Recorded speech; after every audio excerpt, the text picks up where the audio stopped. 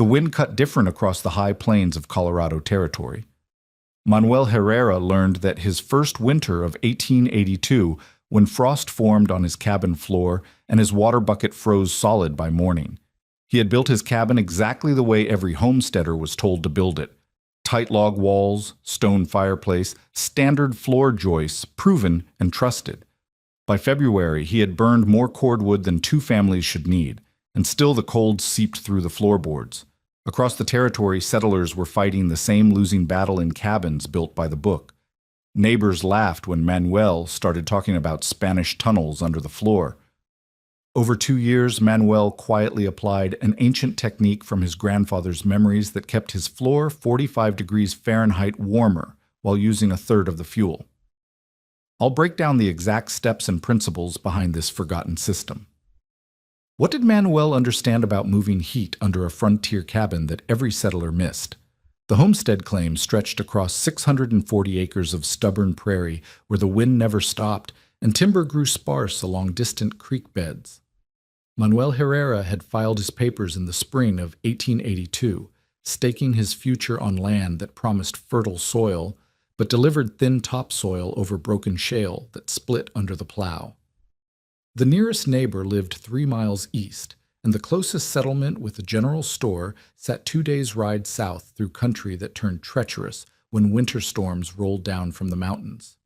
By October, Manuel had finished his cabin according to every manual and guide circulated among homesteaders throughout Colorado Territory.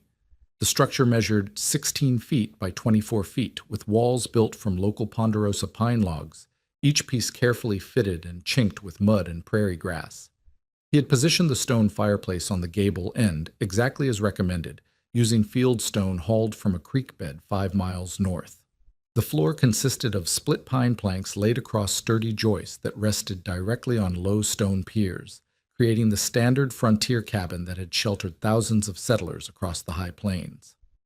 The first serious cold arrived in November, with temperatures dropping to 10 degrees below zero and staying there for days. Manuel fed his fireplace continuously, burning cord after cord of precious ponderosa and juniper wood that he had spent weeks cutting and hauling. The fire roared, and the air near the hearth grew warm, but the heat rose straight up and out through the roof, while the floor remained brutally cold. Every morning he woke to find frost coating the inside surfaces of his windows and ice forming in his water bucket despite keeping the fire burning through the night. 3 miles east, his neighbor Thomas Brennan faced identical problems in a cabin built to the same specifications. Brennan had constructed his floor joists slightly closer to the ground, and the repeated heating and cooling cycles caused his floorboards to warp and shrink, creating gaps that let cold air whistle up from below. The constant expansion and contraction made his timbers squeak and groan through the night, and by December his floor had developed a permanent bow that made walking across the cabin feel like crossing the deck of a ship. To the north, the widow Catherine Morrison struggled in her smaller cabin, where a single night of letting the fire die down too low resulted in frost covering her floor by dawn. She lost a week's worth of stored vegetables when they froze solid, and her bedding became damp from condensation that formed when warm air from the fire met the cold surfaces throughout the cabin. Morrison burned through her winter wood supply by January and spent the remainder of the cold months burning furniture and floorboards to stay alive. These failures followed the same pattern across the territory. Settlers built their cabins exactly as instructed, positioned their heating sources where the manuals suggested, and still found themselves burning enormous quantities of scarce fuel while enduring floors that remained as cold as the frozen ground outside. The accepted wisdom held that a simple fire inside the living space was sufficient, that heat would naturally warm the entire cabin, and that any additional complexity was unnecessary luxury unsuited to frontier life. Manuel had grown up with different stories. His grandfather, Miguel Herrera, had immigrated from a village near Segovia in the region of Castile, bringing memories of stone houses that stayed warm through mountain winters using methods passed down for generations. As a boy, Manuel had listened to descriptions of houses where fire burned outside the main room, but heat traveled through channels beneath the floor, warming the living space from below. His grandfather called the system Gloria, explaining how it used less fuel than open fires while keeping floors warm enough to walk barefoot, even in the coldest weather. The stories had seemed like old country tales until Manuel experienced his first Colorado winter and recognized the fundamental flaw in frontier heating wisdom. Standard cabin design treated heat as something that simply filled the air, ignoring the reality that warm air rises and escapes, while cold surfaces draw heat away from anyone trying to live above them. His grandfather's stories described a different approach that captured heat and delivered it where people actually needed it most.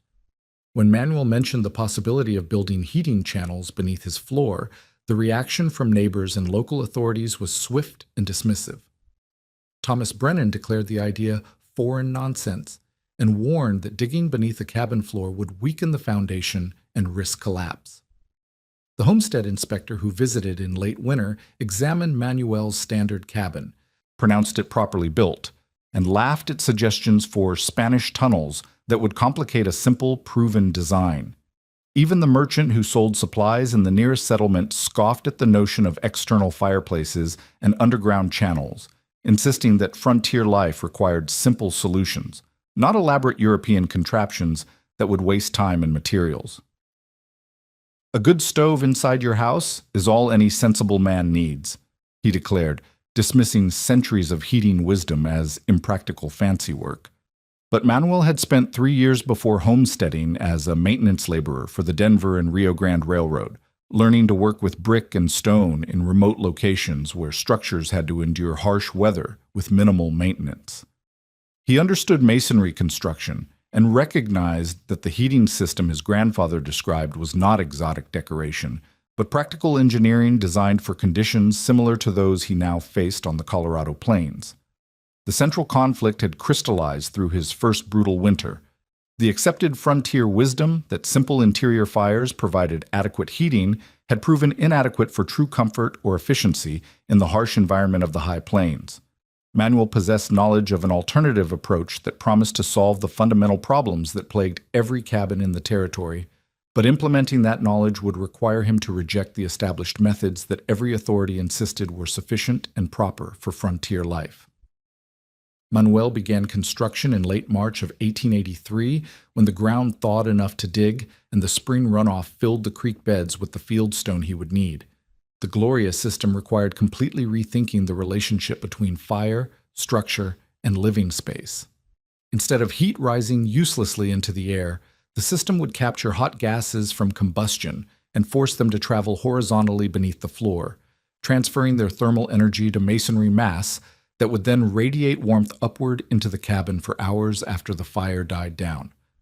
The first challenge involved raising his existing floor to create the void space necessary for the heating channel. Manuel carefully removed his floorboards and extended each floor joist upward by adding 6 inches of height using mortise and tenon joints reinforced with hand-forged iron brackets. This elevation served multiple purposes beyond simply making room for the ductwork. The higher floor created an insulating air gap between the living space and the cold ground, while the additional height allowed proper slope for the heating channel to ensure hot gases would flow efficiently from firebox to chimney. Creating the channel itself required masonry skills Manuel had developed during his railroad work, but adapted to the specific requirements of the Gloria System. He excavated a trench 18 inches wide and 12 inches deep that ran the full length of his cabin from the planned external firebox location on the south wall to the chimney position on the north end. The trench followed a carefully calculated slope of approximately 1 inch per every 4 feet of length, ensuring that hot gases would flow naturally through the channel without requiring mechanical assistance. The channel walls required materials that could withstand repeated heating and cooling cycles while retaining and slowly releasing thermal energy. Manuel hauled fieldstone from Willow Creek, selecting flat pieces of red sandstone that split cleanly and could be fitted together with minimal gaps. He mixed mortar using clay from the creek bed combined with lime he purchased from a kiln operator 30 miles south, creating a binding agent that would flex slightly with temperature changes, rather than cracking like pure clay or lime mortar. The actual construction of the channel walls demanded precision that went beyond typical frontier masonry work. Each stone had to be positioned to create smooth interior surfaces that would allow hot gases to flow without turbulence, while maximizing contact between the flowing heat and the masonry mass.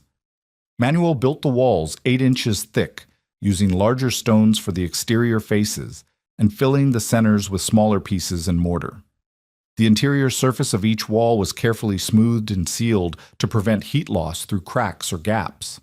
Above the stone walls, Manuel constructed an arched roof for the heating channel using a technique he remembered from railroad bridge work. He built a temporary wooden form, then laid thin flat stones in an arch pattern, each piece supported by its neighbors and locked in place with mortar joints. This arch design distributed the weight of the floorboards and furniture above, while creating the maximum interior space for hot gas flow. The arch also provided structural strength that allowed the channel to support heavy loads without cracking or settling. The most critical element was the connection points where the heating channel met the firebox and chimney. At the firebox end, Manuel created a throat opening 8 inches wide and 6 inches high, sized to create sufficient draft while preventing the rapid escape of heat that would waste fuel. The opening angled downward slightly to guide hot gases into the horizontal channel and prevent backdraft during windy conditions. At the chimney end, the channel connected to a vertical flue that Manuel built using the same red sandstone, but with a different internal configuration. The chimney incorporated a series of baffles, horizontal stone shelves that forced the cooling gases to change direction multiple times before escaping. These baffles extracted additional heat from the exhaust gases, transferring it to the chimney mass, which then radiated warmth into the cabin long after the fire ended. Support for the raised floor came from a series of masonry piers that Manuel positioned to distribute weight while accommodating the heating channel below. Each pier consisted of stacked field stone rising from below ground level to the height of the new floor joists. The piers nearest the heating channel incorporated special features: hollowed centers that connected to smaller secondary channels branching off from the main duct. These subsidiary channels allowed some hot gases to circulate around the pier bases, warming additional masonry mass and extending the heated area beyond the main channel path. The system incorporated one innovation that Manuel developed specifically for frontier conditions. Rather than using the solid stone floor slabs common in Castile and Gloria installations, he designed a hybrid approach that combined the thermal mass benefits of masonry with the practical advantages of wooden floorboards. Directly above the heating channel, he laid a course of thin sandstone slabs that would absorb and slowly release heat. Above these stones, he installed his original wooden floorboards, creating a composite floor that provided thermal storage while remaining suitable for frontier furniture and daily use. Testing began in October when night temperatures first dropped below freezing. Manuel built a small fire in the external firebox using dry pine from his woodpile and monitored the system's performance. Hot gases entered the channel smoothly and traveled the full 15-foot length before exiting through the chimney. The stone surfaces grew warm to the touch within 20 minutes, and heat began radiating upward through the floor slabs and wooden boards above. The thermal performance exceeded his expectations. Where his original cabin floor had remained within a few degrees of the outdoor temperature, the Gloria heated floor maintained surface temperatures 20 to 25 degrees Fahrenheit warmer than the outside air. More importantly, this warmth persisted for hours after the fire died down, as the heated masonry mass slowly released its stored thermal energy into the living space above. Fuel efficiency proved equally impressive. Manuel found that burning 1.5 cords of wood per month through the Gloria system provided more consistent warmth than the 3 to 4 cords he had previously burned in his standard fireplace. The system's ability to extract and store heat from combustion gases meant that virtually no thermal energy escaped unused up the chimney. The external firebox represented a radical departure from every heating method used across the Colorado Territory. Instead of placing the fire source within the living space where it competed with occupants for oxygen and created dangerous drafts, Manuel constructed his combustion chamber outside the south wall of his cabin in a lean-to structure that isolated the burning process from his daily life while maximizing heat extraction efficiency. The firebox itself measured 2 feet square and 18 inches deep, built with the the same red sandstone he had used for the Gloria channel, but configured differently to optimize combustion control. The interior walls sloped inward slightly toward the bottom, creating a funnel shape that concentrated heat while allowing complete combustion of even the smallest fuel materials. At the base, Manuel installed a grated floor made from railroad iron bars spaced 1 inch apart, elevating the fuel bed above a shallow ash pit that provided airflow from below while collecting debris. The most innovative feature was the adjustable air control system Manuel designed using techniques adapted from railroad maintenance work. He fabricated a sliding iron damper that could restrict or open the air intake at the base of the firebox, allowing precise control over combustion rate. Above the fire, a hinged iron cover could partially close the top opening, creating a controlled environment where fuel burned slowly and completely rather than flaring up and wasting heat through rapid combustion. This external placement solved multiple problems that plagued frontier heating. No smoke entered the living space, eliminating the constant battle against backdrafts during windy weather. The firebox could accommodate fuel materials that would create excessive smoke or debris if burned indoors, expanding the range of available fuel sources beyond the precious cordwood that settlers struggled to obtain in sufficient quantities. Manuel discovered that the controlled combustion environment of his external firebox could effectively burn materials that other settlers discarded as worthless. Pine needles, collected in great quantities from the scattered ponderosa groves, burned intensely when properly managed but produced heavy resin smoke that made them unsuitable for indoor fires. In the external firebox, the smoke contributed to heat production while being safely vented away from the living area through the Gloria channel and chimney system. Dry brushwood presented another abundant fuel source, ignored by conventional heating wisdom. The territory's sparse vegetation produced vast quantities of dead branches, tumbleweeds, and scrub oak that accumulated in ravines and fence lines. These materials burned rapidly in open fires, creating brief, intense heat followed by quick burnout that wasted most of their energy potential. In Manuel's controlled system, the same brushwood could be made to burn slowly and steadily, releasing its heat over hours rather than minutes. Pine cones represented perhaps the most overlooked fuel resource on the high plains. The scattered ponderosa and lodgepole pines dropped enormous quantities of cones each fall, creating piles of resin-rich organic matter that settlers typically raked aside or burned in waste fires. Manuel found that pine cones burned exceptionally well in his controlled system, producing intense heat with minimal ash, while consuming completely when given adequate airflow control. The combustion management technique required understanding principles that went beyond simply lighting fires.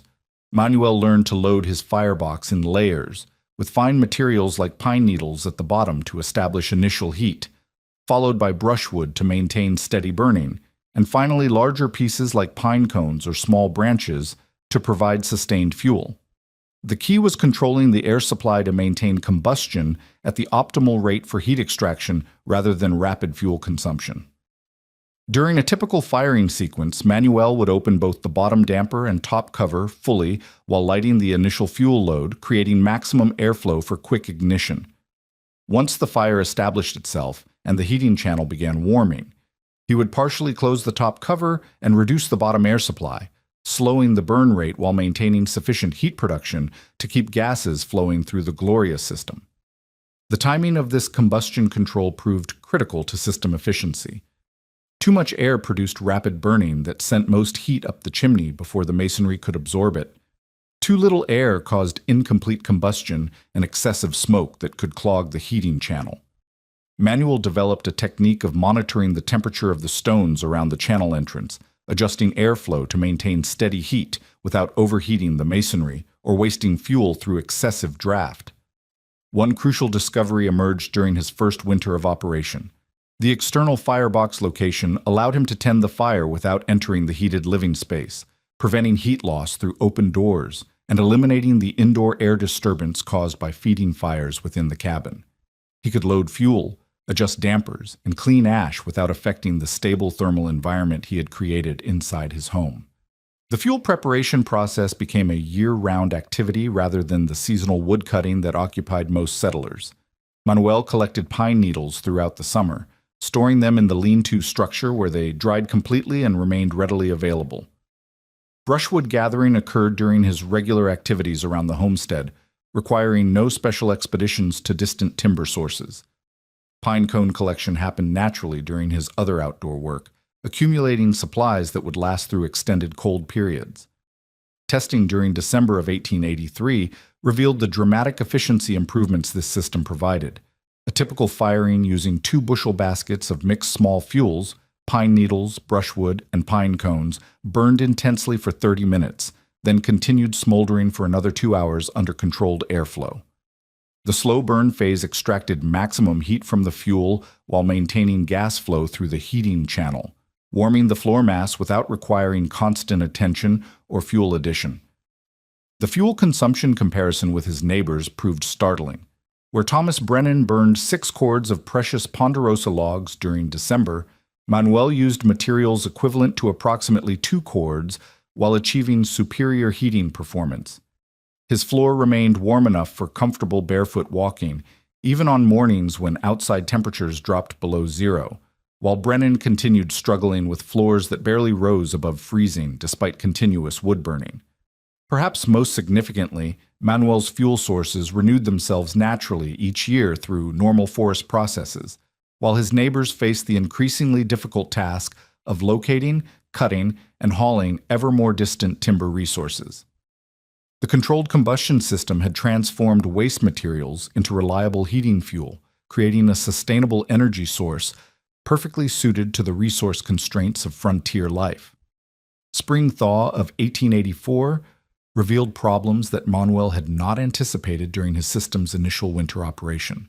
As snowmelt saturated the ground around his cabin and temperatures fluctuated daily between freezing and 40 degrees Fahrenheit, moisture began accumulating in the void space beneath his raised floor. The heated masonry had created a microclimate that attracted condensation, and without proper air circulation, this moisture threatened to undermine everything he had accomplished. The first sign of trouble appeared as a musty odor rising through his floorboards in early April.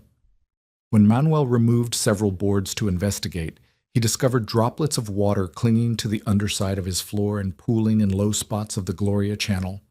The problem stemmed from the temperature differential between the heated masonry mass and the cooling spring air, creating conditions similar to those inside a root cellar where warm, moist air condensed on cooler surfaces.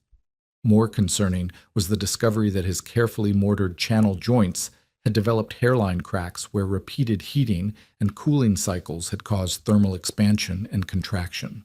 These tiny fissures allowed moisture to penetrate the masonry structure and created pathways for potentially dangerous gases to seep backward from the heating system into his living space during periods when the firebox was not operating. Manuel recognized that his Gloria system needed active ventilation to function safely year-round, not just during the heating season. The solution required understanding principles of air movement that went beyond simple combustion draft. He needed to create controlled airflow that would remove excess moisture during spring and summer while providing cooling circulation that could make his cabin comfortable during the brutal heat of Colorado's high plains summers. The ventilation system he designed incorporated elements from both Roman Hypocaust technology and practical frontier construction.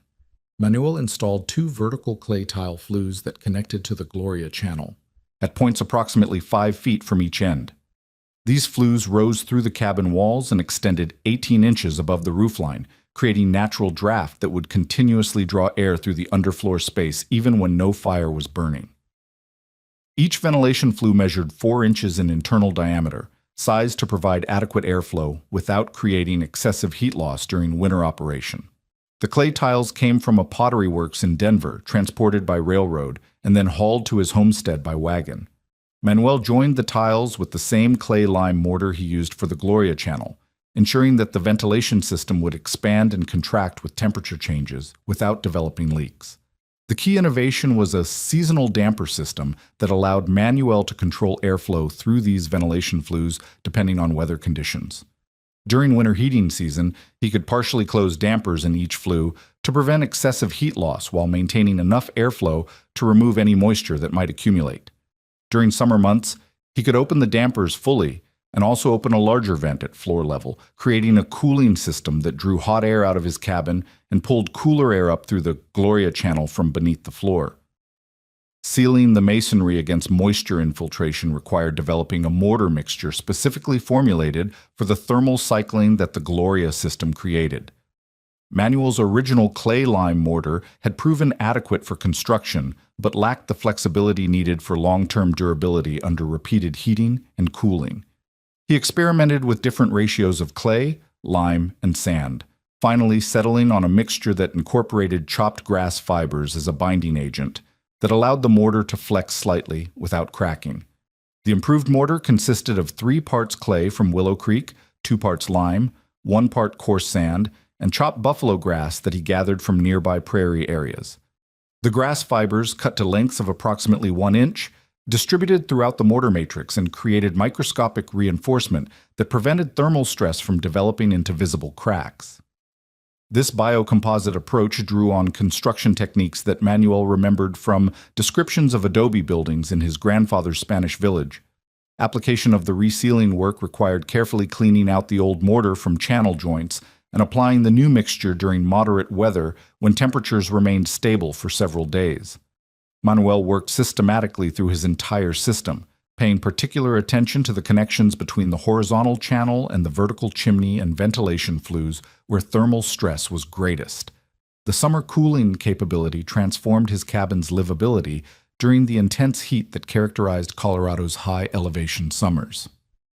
When outside temperatures reached 90 degrees Fahrenheit or higher, Manuel could open the floor-level vent and fully open the ventilation flue dampers, creating airflow that drew hot air out of his living space and replaced it with cooler air that had been in contact with the thermal mass of his Gloria channel and the earth beneath his cabin.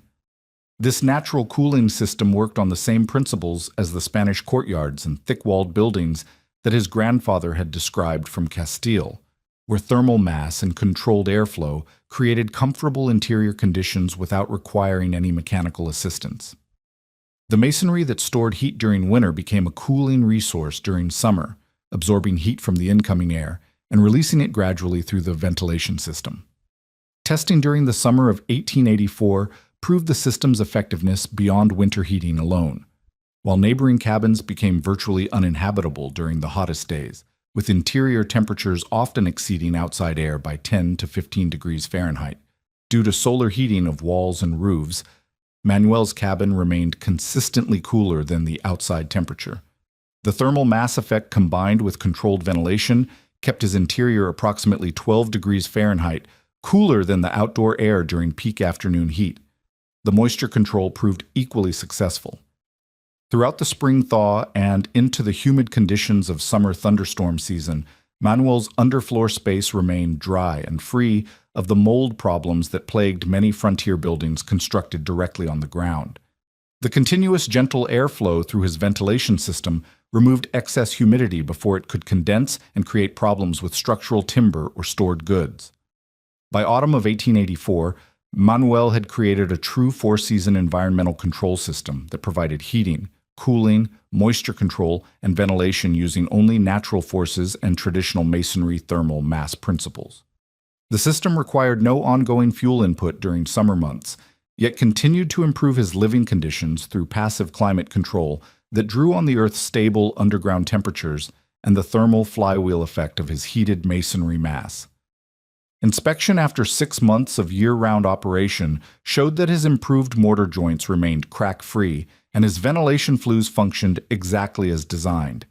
The Gloria system had evolved from a simple heating solution into a comprehensive environmental control technology perfectly adapted to the extreme seasonal variations of Colorado Territory's high plains climate.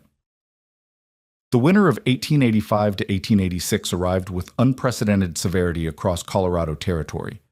By mid-January, a high-pressure system had settled over the Rocky Mountains, creating conditions that local weather observers would later record as the most sustained cold period in territorial history. Night temperatures plummeted to 18 degrees below 0 Fahrenheit and remained there for days at a time, while daytime highs struggled to reach 8 degrees above zero even during the clearest sunshine. The cold snap began on January 15th and continued unbroken for 17 days, accompanied by winds that sustained 30-mile-per-hour speeds and created snowdrifts that blocked roads and isolated homesteads throughout the region.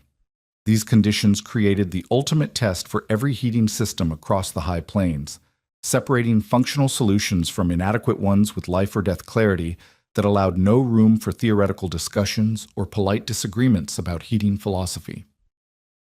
Thomas Brennan's struggle began within the first 3 days when his indoor fireplace, burning continuously day and night, failed to prevent ice from forming on his cabin walls. His floorboards contracted so severely in the cold that gaps opened between them, creating channels for frigid air to flow upward from the space beneath his cabin. By the end of the first week, Brennan was burning through a full cord of precious ponderosa logs every 2 days, a consumption rate that would exhaust his entire winter wood supply before the cold snap ended. The widow Catherine Morrison faced even more desperate circumstances. Her smaller cabin and limited wood supply forced her to ration fuel, allowing her fire to burn down during the night to conserve logs for daytime heating. On the morning of January 20th, she woke to find her water bucket frozen solid and frost covering every surface inside her cabin, including the blankets on her bed. The extreme cold had penetrated so thoroughly that her food stores began freezing despite being kept near the fireplace, threatening her survival through the remainder of winter. 3 miles north, homesteader James Crawford experienced the structural failure that Manuel had long predicted would result from extreme thermal cycling. Crawford's cabin, built with slightly green timber that had not fully seasoned, suffered catastrophic warping as the repeated heating and cooling cycles caused his floor joists to twist and his floorboards to buckle. By January 25th, gaps between his floorboards had opened wide enough to lose small objects, and cold air rushed through these openings with such force that his fireplace could barely maintain temperatures above freezing, even while consuming enormous quantities of fuel. Manuel's response to the crisis demonstrated the full potential of his integrated Gloria system under extreme conditions. Each morning throughout the cold snap, he loaded his external firebox with approximately 3 bushel baskets of mixed small fuels, pine needles, dry brushwood, and pine cones that he had collected and stored throughout the previous year. The controlled combustion process he had perfected allowed this relatively modest fuel load to burn steadily for 8 to 10 hours, with the thermal mass of his heating channel storing and slowly releasing heat long after the flames died down. The temperature measurements Manuel recorded during this period revealed the dramatic performance advantage his system provided. Using a mercury thermometer positioned on his floor near the center of his cabin, he documented interior temperatures that remained consistently between 38 and 42 degrees Fahrenheit, even during the coldest nights when outside air dropped to 18 below zero. This 60-degree differential represented a level of thermal protection that none of his neighbors achieved despite burning 3 to 4 times as much fuel. More significantly, Manuel's floor surface temperatures, measured by pressing the thermometer bulb directly against the floorboards, registered between 45 and 50 degrees Fahrenheit throughout the cold snap. This meant that his living space remained not just habitable, but genuinely comfortable, allowing him to walk barefoot, work at his table without heavy clothing, and sleep under normal bedding rather than the multiple layers of blankets and furs that his neighbors required for survival. The fuel consumption comparison provided stark evidence of the system's efficiency. Manuel's total fuel use during the 17-day cold snap amounted to approximately 51 bushel baskets of small materials, equivalent to roughly 2 cords of conventional firewood. Meanwhile, Thomas Brennan burned 8.5 cords of split logs. Catherine Morrison exhausted her entire remaining wood supply of 6 cords, and James Crawford consumed 7 cords while still suffering from inadequate heating and structural damage. The crisis reached its peak on January 28th, when Crawford arrived at Manuel's cabin seeking emergency shelter after his own heating system had failed completely. Crawford had run out of accessible firewood when drifting snow blocked the path to his woodpile, and his damaged floor allowed so much cold air infiltration that his cabin had become uninhabitable despite desperate efforts to maintain a fire using furniture and floorboards as fuel. This emergency demonstrated another crucial advantage of Manuel's system: its independence from large timber resources and its ability to function using materials that remained accessible even during severe weather. While his neighbors struggled to reach distant wood piles through deep snow and fought to split frozen logs with numbed hands, Manuel simply gathered pine needles and small branches from areas immediately around his cabin that the wind kept partially clear. The social impact of Manuel's success during the crisis marked the beginning of a fundamental shift in local attitudes toward heating technology. When James Crawford spent 3 days recovering in Manuel's consistently warm cabin while his own structure remained uninhabitable, he experienced firsthand the comfort and reliability that the Gloria System provided. Crawford became the first neighbor to request detailed instruction in building his own underfloor heating channel. By early February, as the cold snap finally broke and normal winter temperatures returned, Thomas Brennan and Catherine Morrison also approached Manuel seeking guidance. Brennan had calculated that his fuel consumption during the crisis would leave him short of heating supplies for the remainder of winter unless he adopted a more efficient system. Morrison recognized that her survival during any future cold snaps depended on finding an alternative to her inadequate fireplace heating. The request for instruction marked a cultural turning point that extended beyond individual heating solutions.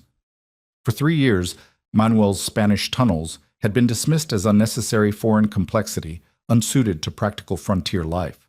The extreme test of the 1885 to 1886 winter had provided undeniable proof that traditional European heating wisdom, properly adapted to local conditions and materials, offered superior performance to accepted American frontier methods.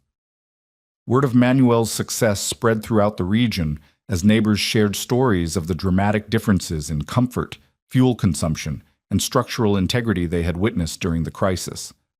Local carpenter William Hayes, who had initially mocked the Gloria system as impractical fancy work, arrived in March requesting partnership in building similar installations for other homesteaders who had heard about Manuel's performance during the cold snap. The documentation of these results, recorded in letters sent to relatives in settled regions and in reports to territorial authorities, created the first written record of successful Hypocaust-style heating adaptation to American frontier conditions. These accounts would later influence territorial building recommendations and contribute to the gradual acceptance of masonry heating systems throughout the Rocky Mountain region. By 1890, survey records from the Territorial Land Office documented at least 12 homestead cabins in the immediate region that incorporated underfloor masonry heating channels based on Manuel's original design. The system had evolved from an individual experiment into a recognized regional building technique that offered proven advantages for settlers facing the extreme climate conditions of Colorado's high-elevation plains.